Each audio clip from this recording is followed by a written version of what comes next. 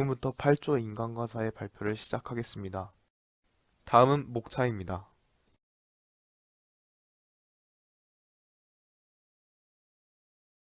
불과 10여 년 전만 해도 지구와는 우리 사회와 무관한 것으로 간주되었습니다. 하지만 경제가 발전하는 과정에서 지구와는 우리 일상의 곳곳에서 강력한 영향을 미치는 위력적인 개념이 되었습니다. 우선 지구와의 정의는 세계의 모든 개인, 집단, 사회가 지구 안에서 서로 긴밀하게 상호작용하는 과정을 말합니다. 실제로 지구화가 진행되면서 세계 특정 장소에서 발생한 사건이 멀리 떨어진 사회나 사람에게 영향을 미치는 것을 볼 수 있습니다.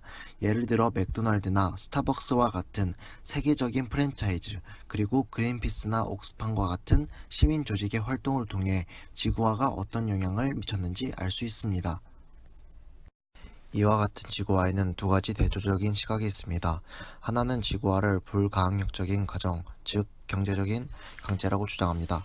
만약 지구화에 적응에 실패하면 국제적으로 경쟁력을 상실하고 경제적으로 도태되게 됩니다.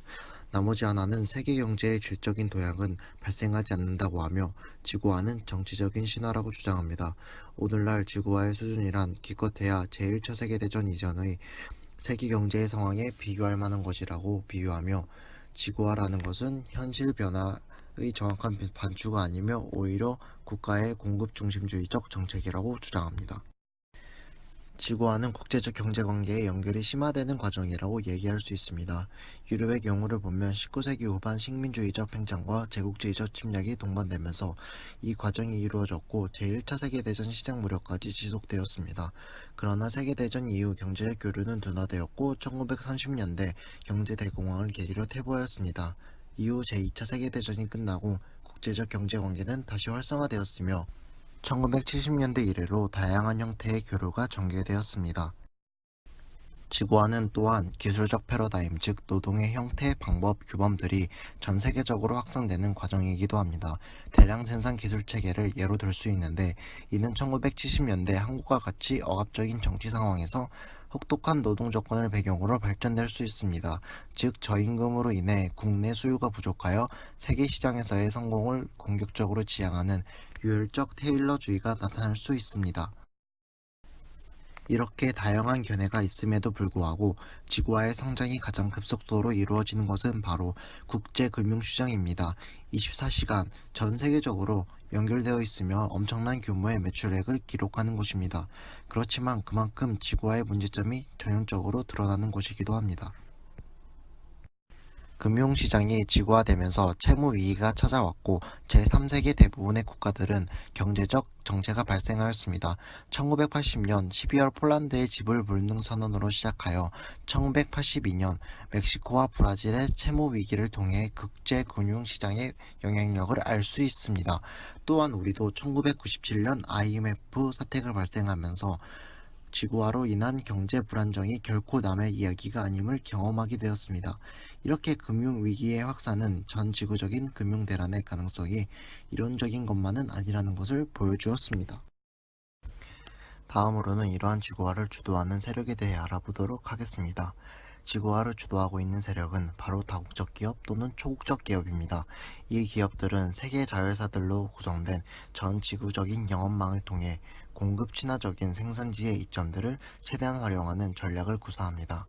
이 전략에는 핵심적인 구성 요소들이 있는데 주요 시장에 근접한 생산지의 확보, 저렴한 원료의 지속적인 공급, 싼 노동력, 사회 하부 구조, 세제 혜택 등이 있습니다. 지구화는 전 지구적으로 균일하게 관철되는 과정이 아닌 지역화, 즉 지역적으로 편중되어 진행되는 현상입니다. 서유럽, 북미, 일본 이 세 지역을 예로 들 수 있는데 이 세 지역의 경제 교류가 집중되어 두드러지게 진행되었습니다. 이러한 현상을 삼극화라고 합니다. 지구상에 가장 잘 사는 상위 20%가 이 지역에 속해 있고 전 세계 총생산의 86%를 점유하며 전 세계 직접 투자의 68%가 이들 국가로 흘러갑니다. 반면에 개발도상국은 투자액의 3분의 1만이 흘러가는 사실을 통해 지역화 현상이 나타나고 있음을 알 수 있습니다. 서유럽에서는 지역화가 진행되면서 유럽 통합의 질적인 도약을 가져왔고 북미에서는 NAFTA를 중심으로 영내 경제 통합 추진을 노력하였습니다. 또한 동남아시아에서도 동남아시아 국가연합, 동아시아 경제공동체, 아시아태평양 협력체와 같은 연합을 통해 지역화를 시작하는 모습을 볼 수 있습니다. 지구와는 경제적 상호의존의 심화 과정일 뿐만 아니라 동시에 사회적 균열의 확산 과정이기도 합니다. 지구와의 심각한 긴장은 경제적 상호의존이 전 지구적인 불평등의 확산으로 이어질 수 있고, 이로 인해 사회적 균열을 동반할 수 있습니다. 커피 가격에 대한 국제금융시장의 투기에 의해 브라질 커피 생산 농가의 운명이 정해진다는 예를 통해 지구와의 심각한 현실을 볼 수 있습니다. 또한 극단적 빈곤계층의 규모는 지구화가 동반한 심각한 사회적 긴장을 표현하고 있음을 알 수 있습니다. 불평등과 사회적 긴장감으로 인한 광범위한 빈곤층의 대두, 높은 실업률이 가져오는 절망감은 지켜지지 않은 근대화의 약속에 대한 배반감과 함께 이슬람 근본주의가 확산되는 기반으로 작용하였습니다. 다시 말해서 이슬람 근본주의는 근대화와 결부된 사회 경제적 문제, 근대화 과정을 담당했던 부패한 정치 권력의 서구적 민족주의에 대한 반발로 등장하게 됩니다. 이슬람 근본주의는 여러 가지 금기 사항을 강조하였으며 하등의 민족적 차이를 인정하지 않았습니다.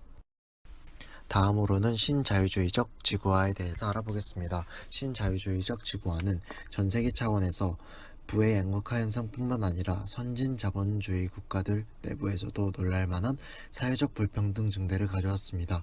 즉, 자본주의 성장 모델의 위기를 자본의 입장에서 공세적으로 해결하려는 매우 급진적이고 일관된 정치적 프로젝트임을 알 수 있습니다. 자본주의 성장 모델에 대해서 더 알아보겠습니다. 2차 세계대전 이후 자본주의의 황금 시대를 가능케 만든 포도주의적 축적 체제를 뜻합니다. 여기서 포도주의란 컨베이어 벨트에 의한 일관 조립 공정을 도입해 생산성을 비약적으로 향상시키고 표준화된 상품을 대량 생산하는 것을 말하는데, 이에는 몇 가지 문제점이 따릅니다. 규모 시장에 표준화된 물건을 생산하는 산업에만 적용될 수 있고, 기계화된 생산 라인을 설치하는 것은 막대한 비용이 들고 한 번 설치되면 그 생산 라인은 매우 융통성이 없다는 단점이 있습니다. 일본이 고베시에 규모 7.2의 일본 지진 관측사상 최대 규모의 지진이 발생하였다. 약 6,300여 명이 사망하고 1,400억 달러의 파해가 발생했다. 고베시는 조선 철강 산업이 중심지였고, 고베시 주민들은 눈부신 과학기술의 발전으로 인한 수혜를 받고 있었다. 그러나 고베 대지진은 모든 과학기술을 파괴해버리고 고베시를 선사시대 이전 수준으로 돌려놓았다. 이러한 사건은 우리는 과연 과학기술이 우리 옆에 천사의 얼굴로 남아있을 수 있을까 하는 의구심을 품게 한다. 수많은 사람들과 학자들은 과학이 학자의 호기심 영역이고 중립적인 영역이라 주장한다. 그러나 과학과 기술이 결합하면서 과학은 더 이상 중립이 아닌 자본의 지배를 받기 시작했다. 예를 들자면 백신 개발에 들 수 있다. 백신을 개발하는 제약회사들은 백신을 제작할 능력을 충분히 갖추었을지라도 상업성이 떨어지고 기업의 이윤 추구에 도움이 되지 않는다면 백신 제작을 하지 않는다. 만약에 과학자들이 가치 중립적이었다면 경제적 가치가 없을지라도 소수의 사람들을 위해 혹은 인류의 안전을 위해 백신을 개발했을 것이다. 과학기술의 발전이 과연 우리 인류에게 밝은 미래만을 가져다 줄까? 그것에 대한 답을 책에서는 간단한 예시를 통해 설명하고 있다. 우주를 넘나드는 음속 5배의 극초음속 비행기로 서울과 뉴욕을 2시간 만에 주파하고 100층 이상의 초고층 빌딩이 수놓인다. 시속 500km가 넘는 초대형 선박이 오대양을 누비며 완전 무공해 농산물이 식탁에 올라올 것이다. 이것은 많은 사람들이 상상하는 과학기술에 의한 밝은 미래이다. 그러나 조금만 더 현실적으로 생각해보자. 첫 번째 예시였던 우주를 넘나드는 음속 5배의 극초음속 비행기로 서울과 뉴욕을 2시간 만에 주파한다면 그에 대한 대가 지불 비용은 어마어마할 것이다. 그리고 그 대가를 지불하기 위해서 사람들은 더욱더 돈을 벌기 위해 일을 해야 한다. 뿐만 아니라 그에 맞는 공항을 짓기 위해 자연을 파괴하고 환경은 더 나빠지면서 결국 사람들의 삶의 질은 더 저하될 것이다. 두 번째 예시였던 시속 500km가 넘는 초대형 선박이 오대양을 누비며 완전 무공해 농산물이 식탁에 올라온다면 그에 대한 배송 비용 역시 어마어마해지기 때문에 결국 물가는 천정부지로 뛸 것이고 소비자는 생활이 더욱 힘들어질 것이다. 이번에는 미래가 아닌 현실에서의 예시를 들어보자. 현재 대한민국은 과학기술의 발전과 함께 교통이 편리하게 발전함으로써 한반도 전역을 일일 생활권으로 만들었다. 많은 사람들은 이러한 모습을 긍정적으로 바라보고 자랑스럽게 생각한다. 하지만 다르게 생각해보면 교통이 편리해지면서 차량이 많아지고 교통체존과 교통사고율이 증가하고 차량 배기가스로 인해 환경 문제가 심각해지고 있다. 이러한 수많은 예시를 보았을 때 과연 과학기술의 발전이 반드시 밝은 미래만을 보여줄지는 의구심이 생긴다. 어느 순간부턴가 사람들은 사람과 사람이 싸움이 아닌 사람과 바이러스 혹은 세균과 전쟁을 하고 있다. 예를 들자면 세계보건기구 WHO가 1977년 천연주의 소멸을 공식적으로 선언하였지만 그 이후 천연두뿐만 아니라 수많은 변형 전염병이 창궐하였고 수많은 목숨을 앗아갔다. 이러한 수많은 질병들은 어디서 새롭게 생겨난 걸까? 과학자들이 인류의 의학기술이 발전으로 새로운 항생제가 등장한 이후부터 항생제의 내성을 갖는 새로운 세균이 새로운 질병을 만들어낸다는 것을 밝혀내었다. 이처럼 질병은 느닷없이 출현한 것이 아닌 안정되었던 환경의 균형이 깨지면서 모습을 본격적으로 드러내게 된 것이다. 과거에는 전염병이 발생하면 그 국가 내에서의 문제였다. 그러나 과학기술이 끊임없이 발전한 현재 전 세계가 무역과 교류를 통해 하나가 되면서 한 나라에서 심각한 전염병이 발병하면 그 나라만이 문제가 아니었다. 또한 끊임없는 개발과 생태계 파괴, 지구온난화, 수질 대기오염 역시 전염병의 확산에 한몫을 한다. 결국 산업화와 서구화, 도시화를 추구하는 만큼 외래 풍토병이 만연하는 세태는 당연한 것이다. 과학기술이 발전 전에 인간이 생명의 시작은 수정란이 생성 직후였다. 그러나 과학기술이 발전 이후에 수정란은 생명으로 인정하지 않는다. 그 이유는 만일 수정란을 생명으로 인정할 경우 수정란을 과학기술이 발전 명목으로 실험체로 사용하는 것이 생명의 존엄성에 위배되기 때문이다. 물론 생명의 기준을 수정 후 14일이 지난 폐하로 정한 이후 줄기세포와 같은 혁신적인 기술이 등장했다. 하지만 줄기세포 기술은 아직 초기 단계일 뿐만 아니라 줄기세포를 이용하여 불치병과 난치병 혹은 퇴행성 질환을 치료하지는 못하고 이론상 가능할 것이라고 추측만 되고 있다.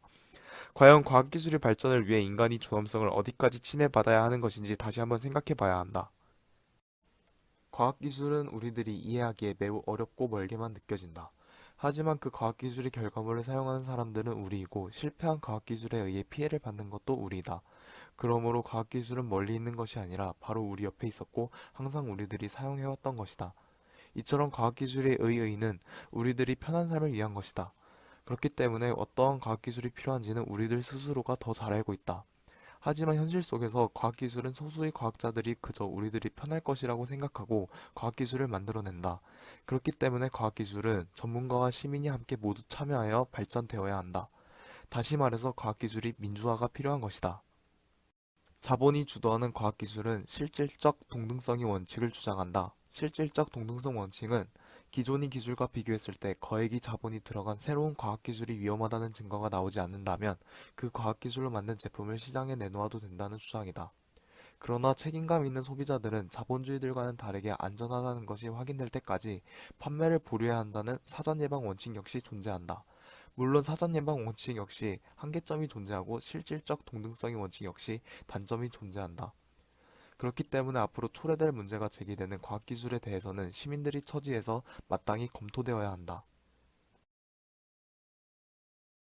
다트마스 회의는 1956년에 인공지능이라는 분야를 확립한 학술회의다. 당시 다트마스 대학에 있던 존 메카시가 개최한 것으로 마빈 민스키, 너 데니얼 로체스터, 클로드 shenan 등도 공동으로 제안했다. 그 회의 제안서에 처음으로 인공지능이라는 용어가 사용되었다. 인공지능의 학습 방법으로는 기계적 학습법이 있다.